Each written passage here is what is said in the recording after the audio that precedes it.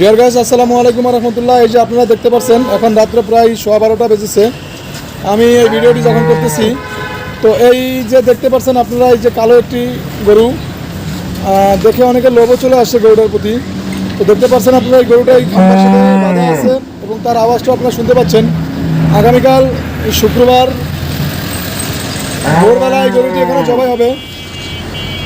আপনারা এখান থেকে সুলভ মূল্যে গরুর গোস্ত ক্রয় করিতে পারবেন।